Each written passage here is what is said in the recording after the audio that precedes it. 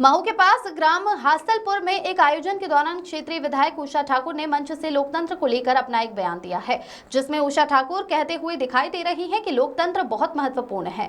1500 रुपए mid mutton से इससे किसी का काम चलने वाला नहीं है। राष्ट्र बहुत ऊपर है। लोकतंत्र की रक्षा के लिए हम सबको काम करना है। भाजपा ने लाडली बहना किसान सम्मान निधि जैसी योजनाओं से हजारों रुपए खाते में आते हैं।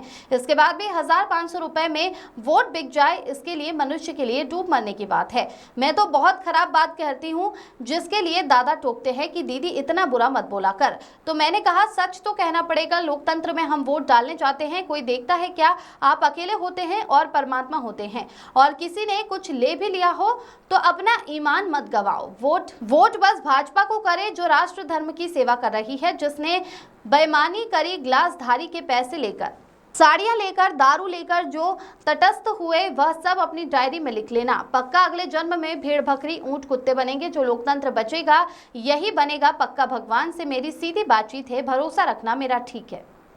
Bureau report.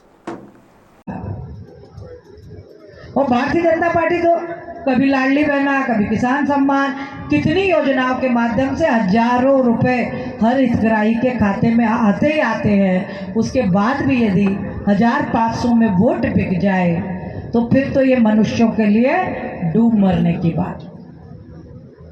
मैं तो बहुत खराब बात कहती हूँ। कभी कभी दादा मेरे को डांटते कि दीदी इतना बुरा मत बोलिया कर।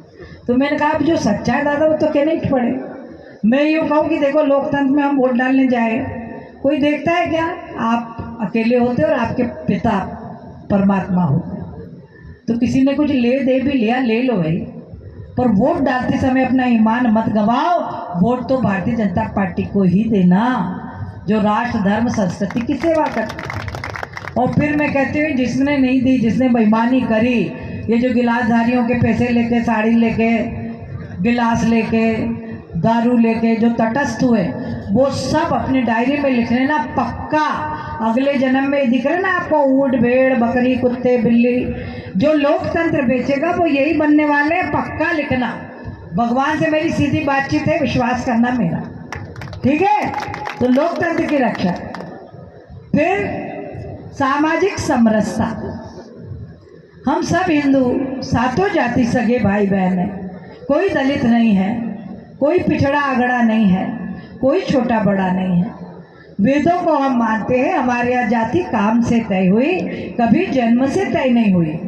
ये अंग्रेजों ने मुसलमानों, हिंदू समाज की शक्ति को तोड़ने के लिए सत्तातियों में बांट दिया कि में कभी